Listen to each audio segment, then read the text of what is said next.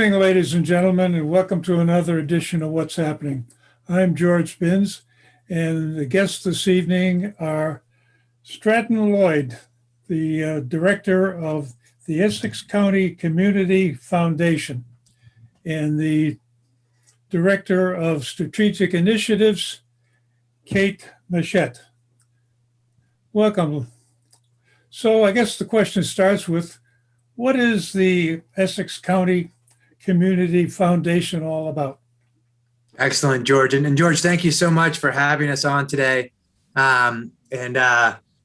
love to be able to support the Beverly Community Access Media and the work that you're doing. And we know the importance of it for our community members. And it's a joy to be able to participate and be here today with you all. And that's really a lot of what we do at the Essex County Community Foundation. So the Essex County Community Foundation is a charitable organization, a nonprofit organization. And we focus on the 34 towns and cities in Essex County.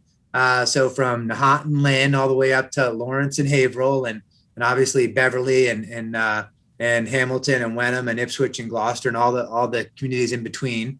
And it's about 800,000 people in our community. And really, as a community foundation, we do a couple sort of key things that we focus on. And number one is we manage charitable funds. So if you are if you're a nonprofit and you have an endowment fund or you have a reserve fund, the community foundation can be the fiduciary for managing that fund for you, investing it, raising money with you for that, and actually even delivering grants to you for that. We also do charitable funds for individuals and families who want to have a philanthropic sort of charitable asset and don't necessarily want their own foundation, but they want to be able to focus on giving and get that tax benefit. We play the role, and those are called donor advised funds. We also do scholarships, a lot of scholarships for individuals who want to start a scholarship, but again, don't want to pay for the accountants and all the administration. They can just set up a fund with us. We do all the fund management. We help them with the fundraising as a 501c3, and then obviously the delivery of those scholarships to the schools and the communities that require that. So we do a variety of funds. We have over 250 funds now, George, that we manage, which together makes up about $120 million in assets. And that's almost doubled in the last 4 or 5 years. And so, our goal is to inspire folks that are living in our community to be philanthropic and to give them the vehicle and a mechanism to have a fund and oversee a fund and then be able to give that money away locally in Essex County or wherever they want to give it away in Essex County. The second major thing that we do is we really work to strengthen. Onto that one. It sounds like you're doing something a lot similar to what United Way does. How are you different or the same as they are? That's a great question, George. And so United Way doesn't actually manage funds, individual funds for an individual. They do raise money and they help deliver that money to nonprofits, which is terrific. And they play a super important role in supporting those nonprofits and getting the word out for those nonprofits to fundraise and get individuals to inspire philanthropy also. So we're similar in that vein, that we want to sort of inspire philanthropy, but we're actually the fiduciary that actually manages a fund. So let's say the Beverly Education Fund as an example. Where does that money sit? Who oversees that money? Where is it invested? If you want to donate to it, how does that happen? Or if you want to give it away, how does it happen? We could be the fiduciary for that. Just like we could be for a women's fund, which is one of our funds, which focuses on women's issues, or a sort of youth summer fund, if people wanted to get together and raise money around a summer fund. So it's for new philanthropic topics like that. Okay. The second major thing that we do is we strengthen and support nonprofits. So because we have all these funds, they're giving away a lot of money. And in 2020, we gave away nearly $24 million to nonprofits across Essex County. So we are probably the biggest philanthropic giver, or one of the biggest philanthropic givers to Essex County in the work that we're doing. And over our time, we've given away over $110 million in charitable giving across the county. We also have a great Institute for Trustees, which is coming up, which actually just kicked off and we're doing right now, which is a great training and support program for organizations that have board of trustees to educate those trustees and do other sort of training for nonprofits. We do a variety of things like that. And the third thing we do, which is very different, George, is we do what we call community leadership. And our community leadership work is these sort of big county-wide efforts that are trying to tackle the biggest issues in our county. And these are multi-year, multi-million-dollar efforts, including hundreds of organizations. So it's including municipalities, state agencies, nonprofits, employers, other funders, United Way, other funders, other groups, part of this work to tackle these big issues with the basic idea that, if we collaborate, we can tackle some of these issues more effectively than if we do them alone. And that the sum of all of our work can be greater than the parts. So we play the role. What are some of these big issues that you're working on? That's a wonderful, wonderful question. And you need to make it specific or else it doesn't make any sense to people.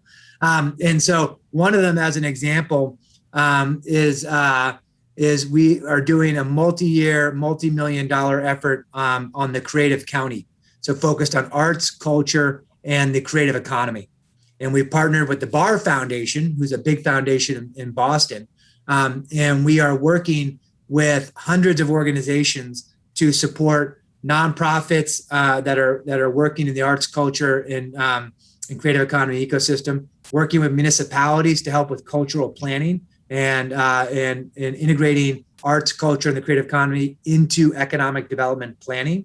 And we are also doing a variety of grants that inspire collaboration, that inspire nonprofits, municipalities, and employers to work together to actually solve some of these problems. And we've done a lot of great stuff right here locally in Beverly. If you've seen the murals on the Cabot Theater as an example of that, which was a great partnership of the Cabot Theater and Montserrat and the city working together to do some of those murals to beautify the space there on the Cabot Theater. Also last year, or 2 years ago now, maybe before COVID, it gets a little funny when the time is, there was that great festival that was put on, which was called Crossing Water, which was a Beverly and Salem combined event down there on the waterfront, which is a week-long festival of them working together. And that was Montserrat and the city of Beverly, city of Salem, as well as Beverly Crossings, the construction company, working together to say, how can we put on an event together that celebrates the river there, and then also the relationship between Beverly and Salem, as just a couple of examples. And so that's a big effort, multi-year, multi-million-dollar effort. We also do a whole sort of things around supporting small businesses.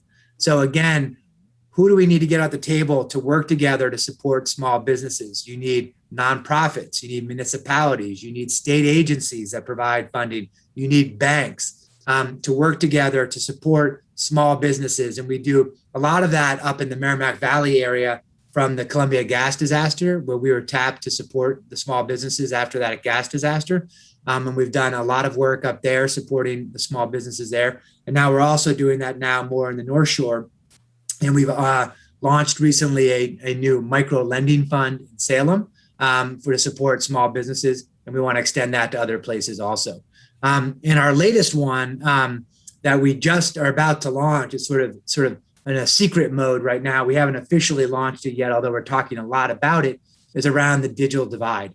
And that's focused on, we got about 70 community leaders together to talk about what was the biggest issue that they were seeing with COVID.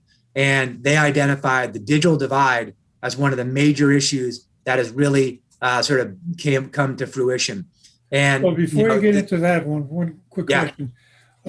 Beverly just sold the old Briscoe Middle School to a combination nonprofit that was going to convert it into housing for the elderly, senior housing, and also to put it into an art community kind of situation where I guess it's going to be a bunch of art studios in part of the building. Now, were you involved in that at all?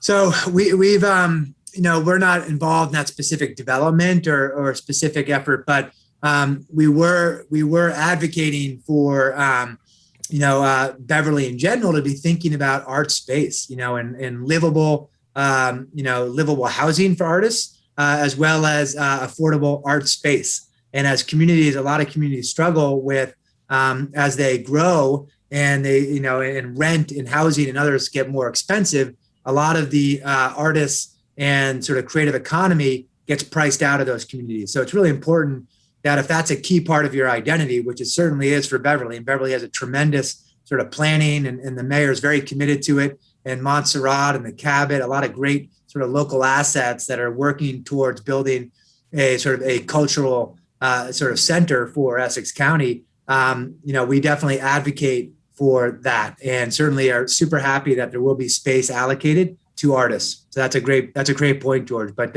we certainly know folks that are working in that and are participating to help support that in any way that we can. It's a bunch of artist garrets. That's terrific. Classic, yeah. The starving artist living up in the balcony, above the balcony in this theater or something like that. Yeah. So this digital divide, or the digital equity, I guess, was the phrase that caught me in that article that appeared in the paper, I don't know, 2 or 3 weeks ago now. And I guess when they start talking about digital equity, is that one of your terms? I mean, it's a pretty common term that we didn't make up. I mean, it's a term that's used throughout. But as I was saying, that when COVID hit, and the analogy we use is that the water level went down with COVID, and these rocks were exposing the digital divide, just exposing these inequities of the digital world, because all of us are dependent now on the digital environment to participate in our community. And so when that happened, we saw a lot of our senior citizens and my relatives and others' relatives that were isolated. They had no ability to communicate with their families or communicate with their grandchildren or communicate with friends because they were quarantined or isolated, either in a senior home or even just in their own home. And without the access to some form of digital communication vehicle like we're doing here with Zoom, you had no way of communicating. And the isolation was really devastating for a lot of people. And it resulted in a lot of sort of mental health issues and other things like that. We also saw the digital divide and the digital inequities that we see impacting students. And we've read a lot of articles about that and probably seen the sort of the COVID slide, they call it, with students that are going to lose nearly a year of education because they've been working remotely, and they may or may not have had the right technology and the right literacy to access that technology to be able to work in a good environment. We saw businesses that. So, I think we all understand the problem. Great. Been struggling with it, but the question comes down to, what are you going to do about it? What can you do about it? And I think that's what Kate's going to answer for us here, George. Okay, Kate, you're the ball's in your court. What are you going to do about it, Kate? George, and to go back quickly to that last question about what is the term equity, digital equity, and how does that differ from divide? Divide is the problem, right? And that digital divide means something different to every single person in Beverly, right? That's that senior that can't maybe sign up or connect with your via FaceTime with your relatives, or do a telehealth appointment. That student that needs to log into school, et cetera, down the line. And the digital equity, or advancing digital equity, is the strategy that you just asked about. How do we collectively as a county come together to address that?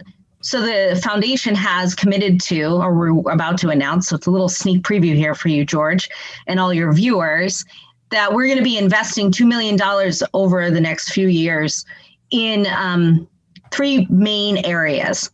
The first is systems-based partnerships. So how can we work together with larger entities that are already on the ground, right? Your for-profit providers that get the internet in your house, or other people that are already providing services, connecting with them and enhancing it for your users and your viewers at home. right now. And then second would be collaborative grants. So similar to what we've done and maybe what people are used to when they hear foundation and grants, is that our nonprofit partners across the region and in Beverly can submit, and will be able to eventually submit for a collaborative grant to work together in the community to very strategically solve their problem at the very local level. We believe here at the foundation that the solution is built out of the community, and it comes from the data that we have done, that study that we did with Tufts that you probably read about in the paper, George, that sparked this conversation here, that tells us that 1 in 5 Essex County families don't have access to the internet. And so that's different. The solution is different in Beverly than it's going to be in Salem and for different parts of that city. And what we are looking to do is to foster, encourage that collaboration right down to the neighborhood level to be able to apply to. And that raises the question of when I look at my bill from Comcast, I go through the back end of this thing and I get into the details of what I'm being charged for. There's always a fee in there for essentially spreading the internet to people who can't get to it. So that's supposedly already in place. What are you doing that's different than that or augmenting that? Well, I think, and I can speak to this at first, and Stratton, you can definitely add in and give some color to this. But I think that, you know, you can have large programs in place, and we have them all over, right? We have them at the federal level, at the state level, at the local level even. But sometimes who you're talking to and those partners you're bringing to the table might not always be the ones that could help bring more solutions to the table. So we look to partnering, to making sure that all of our community organizations and our nonprofits, the ones that are talking to our residents most in need across the county, are able to be aware and access these programs in a very tangible and specific way. And Stratton, I don't know if you have anything to add to that. Yeah, I mean, it's a great point. I mean, so we were working, and I won't share any specific names, but we were working with one vendor recently that offered a special program that to school systems, and the school systems weren't aware of it. So we reached out to this school system, which is a big urban school system in our county, and said, "Are you aware of this program?"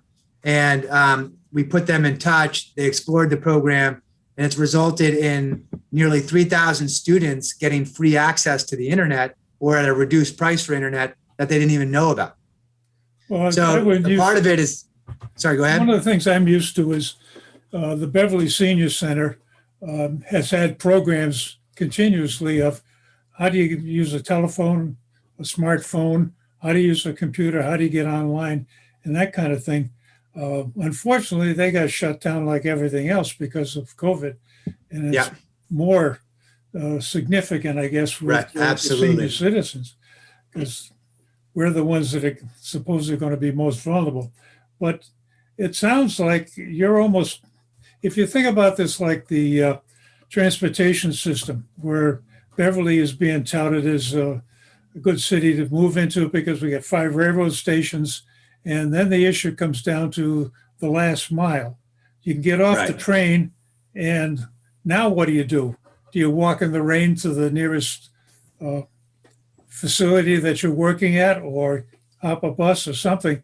So it sounds like you're getting into this last mile kind of thing of there's a system around that's working, but it ain't getting to the people that need it.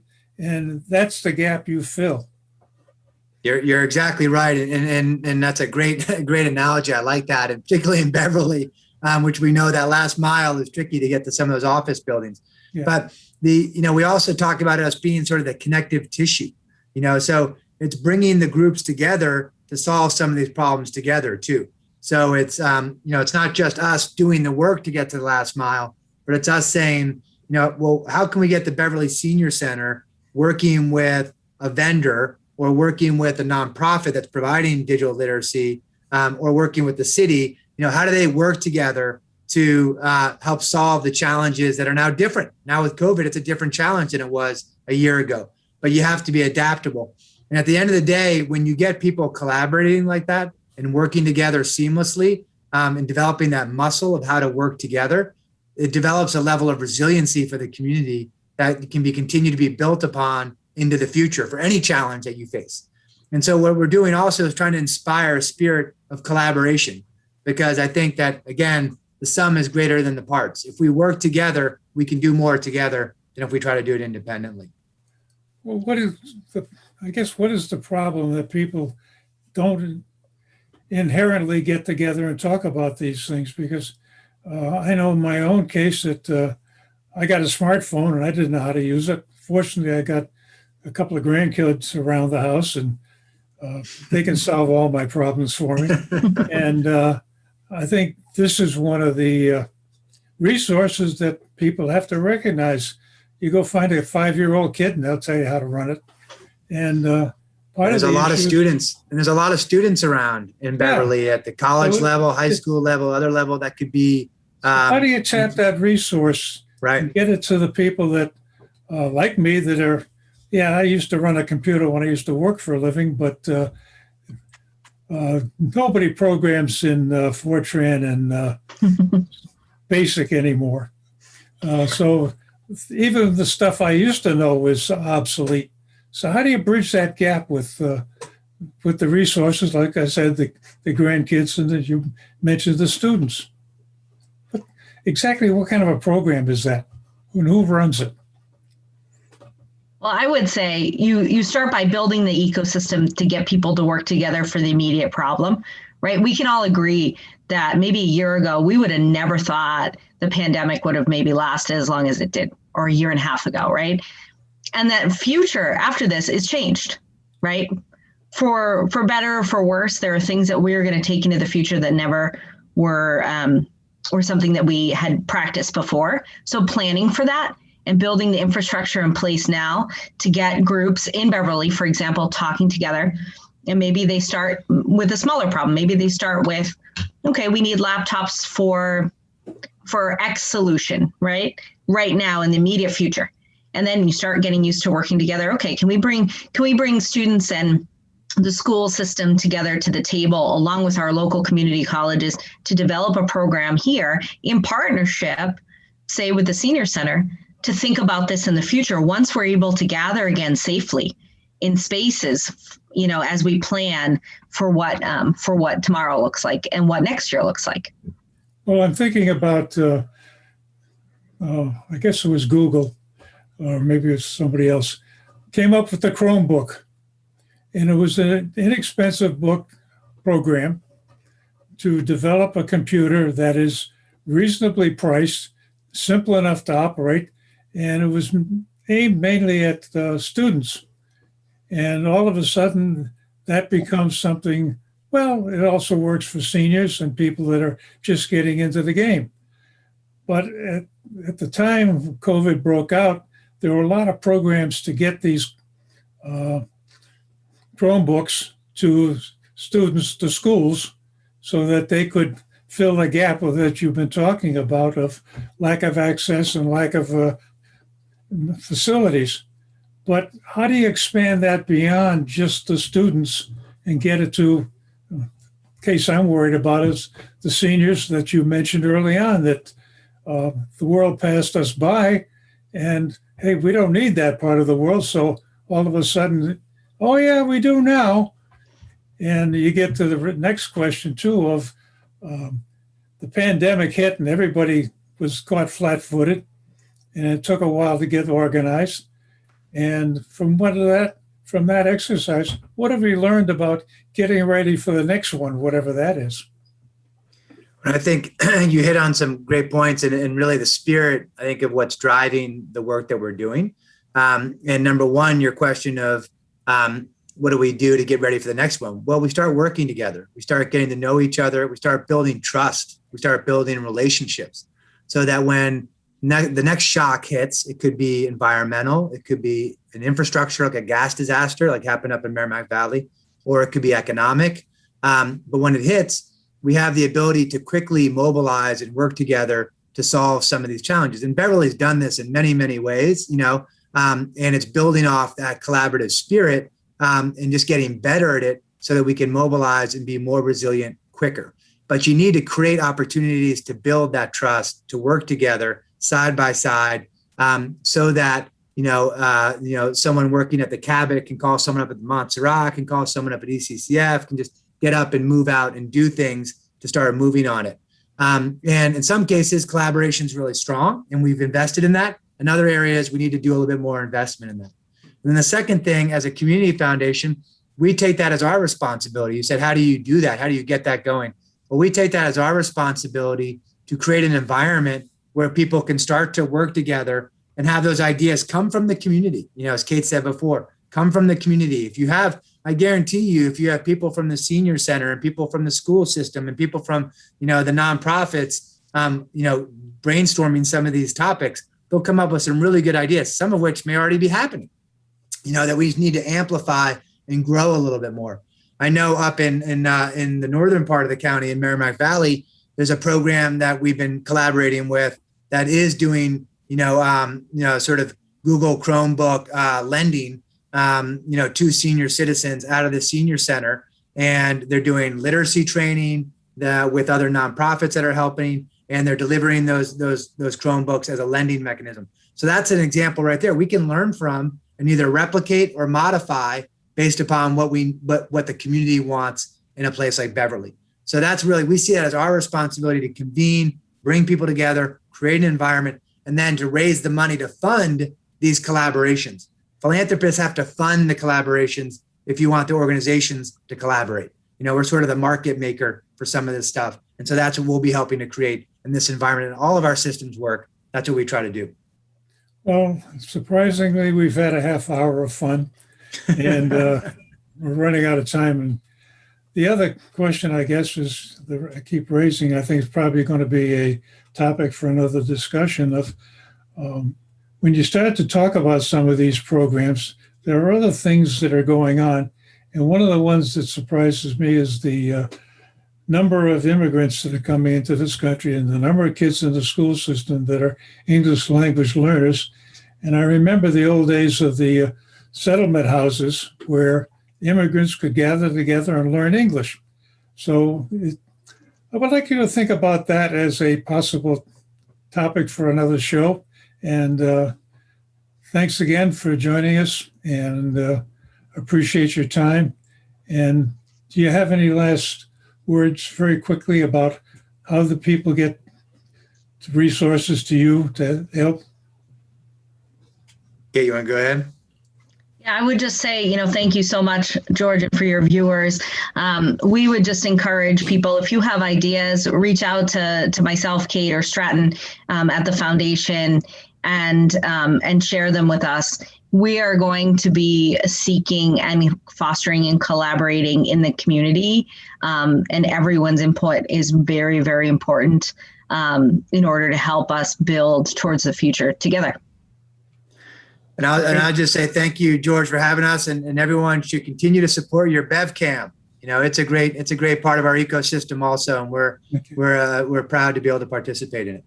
Well, thanks again, ladies and gentlemen, for joining us. And again, if you got some bright ideas that you think we should take up at another discussion, my email's at the end of the credits. Send me an email if we get you on the show or get your ideas out. Thanks again.